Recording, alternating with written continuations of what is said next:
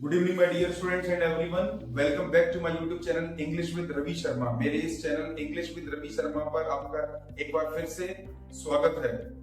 जैसा कि हमने लास्ट क्लास में नाउन के बारे में डिस्कस किया, नाउन के बारे में चर्चा की और नाउन के पहले वीडियो में हमने डिस्कस किया नाउन की डेफिनेशन और उसके टाइप्स।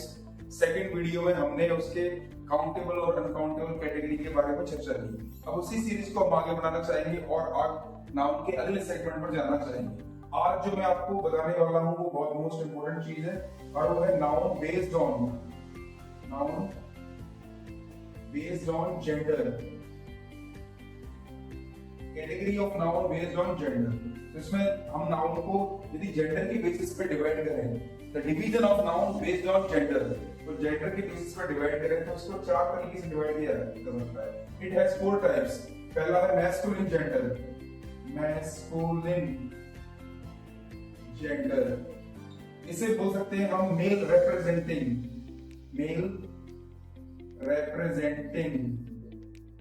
यानी masculine gender is something which represents male, जो मेल को रिप्रेजेंट करे, जो मेल की बात करे उसे बोलते हैं मैस्कुलिन जेंडर। जैसे एग्जांपल की बात करूं तो एग्जांपल में आएगा मैन, बॉय, अंकल, फादर या ऐसा कोई वर्ड जो मेल को रिप्रेजेंट करे उसे बोलते हैं masculine gender, male representing. Second category है हमारी फेमिनिन जेंडर, फेमिनिन जेंडर यानी फीमेल रिप्रेजेंटिंग।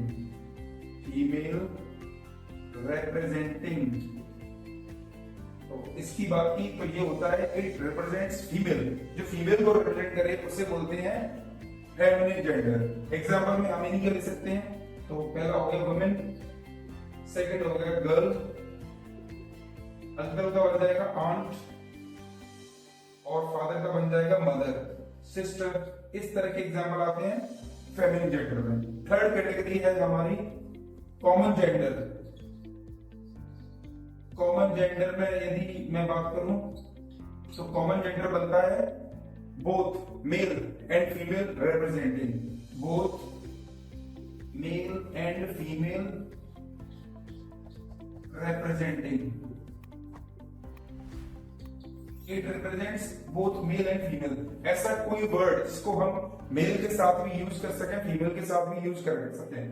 जैसे मैं आपसे बोलूं एग्जांपल में होगा स्टूडेंट, स्टूडेंट को हम मेल के साथ भी लगाते हैं, मेल के लिए भी स्टूडेंट लगाएंगे, फीमेल के लिए भी स्टूडेंट लगाएंगे। मैं आपसे बोलता हूं टीचर, मैं आपसे बोलता हूं डॉक्टर या कोई भी, मैं आपसे बोलता हूं टीचर, डॉक्टर, लॉयर, एडवोकेट, तो ये सारे वर्ड आएंगे कॉमन जेंडर में।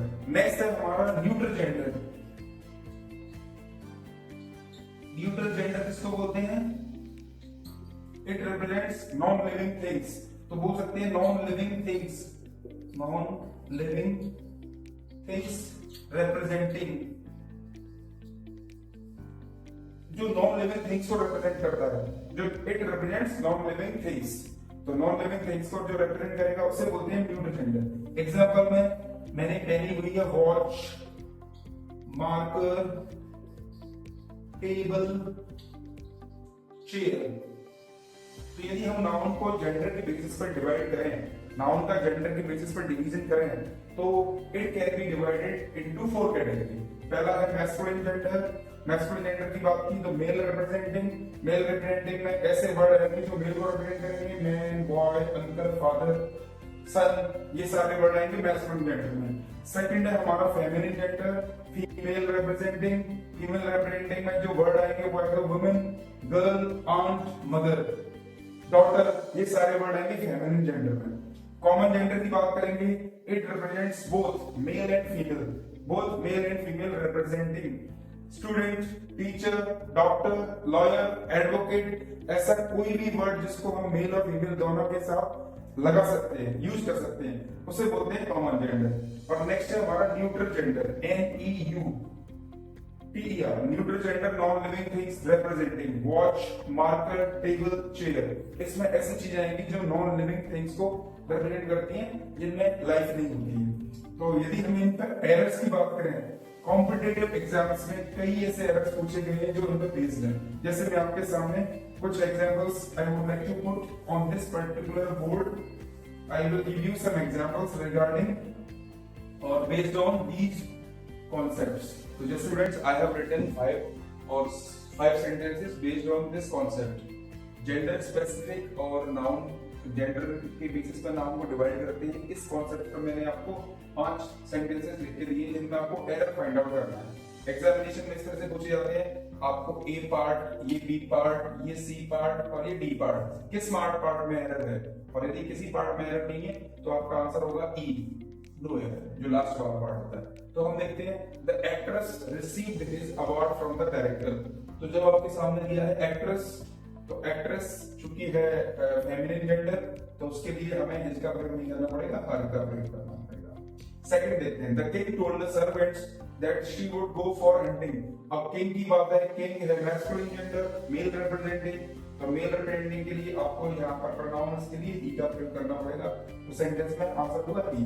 नेक्स्ट है my mother works as a policeman in Delhi. तो आपने देखा कि सेंटेंस में माय मदर का जिक्र हो रहा है, तो वर्क्स एज ए पुलिसमैन नहीं पुलिस वुमेन, आपको यहाँ पर लगाना पड़ेगा पुलिस वुमेन इन दिल्ली। अब सेंटेंस सही हुआ। नेक्स्ट है every student must understand the value of her time. Every student हमारा होगा कॉमन जेंडर, और कॉमन जेंडर में कोई स्पेसिफिक बात तो है नहीं, किसी जेंडर को स्पेसिफिक तो नहीं कर रहे। यदि उन्हें जेंडर को स्पेसिफाई करना होगा तो वो खुद करके देंगे, और जब किसी जेंडर को स्पेसिफाई नहीं किया गया हो, कॉमन जेंडर की बात की गई हो, तो ये ट्रेडिशनल मेथड है कि हमें प्रोनाउन के रूप में ही हिज हिम का प्रयोग करना होगा। तो every student must understand the value of time. यहाँ पर हमारा पॉजेसिव केस है, तो हमें लगाना पड़ेगा मेल, तो उसके लिए आंसर आएगा हिज टाइम। नेक्स्ट है every pen has its his her care. Every pen has its his her care. Every pen है हमारा न्यूट्रल जेंडर, वर्ब सिंगुलर सही है, और न्यूट्रल जेंडर के लिए लगाते हैं इट। यहाँ पर हमें रिक्वायरमेंट है पॉजेसिव केस की, तो यहाँ आंसर हुआ it's. So boys and girls, ये सारे जो क्वेश्चन थे वो जेंडर के बेस्ड, जेंडर के ऊपर बेस्ड थे, यानी नाउन को जेंडर के ऊपर डिवाइड करते हैं, तो उस आधार पर थे। तो ये आज की क्लास में हम इतना ही करना चाहेंगे। मिलते हैं अगली क्लास में नए कॉन्सेप्ट के साथ। Till then I wish you all the best. Thank you very much.